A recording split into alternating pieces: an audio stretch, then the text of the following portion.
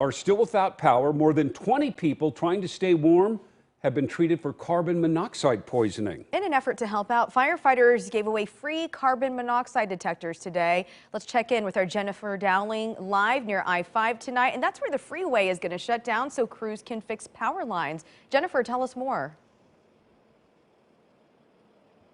Yeah, there's a lot going on in Woodburn. This is the northern end of the closure area on I-5, which is going to stretch from Aurora and Donald to Brooks. So that's going to be closed starting at 11 o'clock, and it will be closed until 3 in the morning. Meantime, people in Woodburn are getting very restless after not having power for around a week. And carbon monoxide detectors and smoke detectors were given away for free Thursday this morning, and the program was so popular they were gone within hours.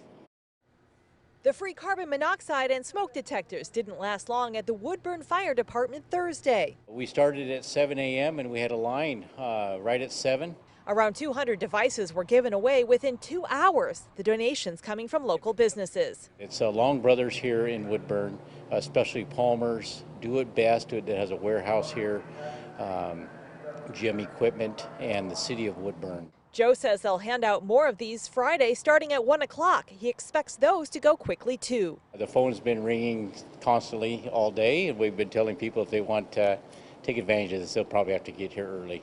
Meantime, the struggle continues for those who've been without power for about a week. We really appreciate all of the hard work that the linemen have done. Still, Connie and Mike Hachquet say power poles remain down, some leaning against residential homes in their neighborhood, Woodburn Estates, keeping many in the 55 and older community in the dark. Most of the folks around us are in their 80s and 90s, and they're having a real tough time with the cold. The two feel lucky because they have a gas fireplace to keep warm, but are very concerned for others. We have another neighbor across the street that's on hospice care, and he can't be moved, and we're just finding out today that it might be another 7 days. And like many other neighbors, the couple says they're most frustrated that the power company won't give them an estimate of when power might be restored. We just can't seem to get a commitment as to when. If they would have said a week ago, it's going to be this long, we would have gone someplace. Everything that we've got back is saying, we're doing everything we can, but we're not really committing to dates and when it's going to be back. And Mike and Connie say that Portland General Electric is their provider. They say that the lights are out for around 10 blocks surrounding their home in that neighborhood. Meantime, if you want a smoke detector or a carbon monoxide detector, make sure to get there early, as the fire chief said, tomorrow at 1 o'clock, main fire station in Woodburn.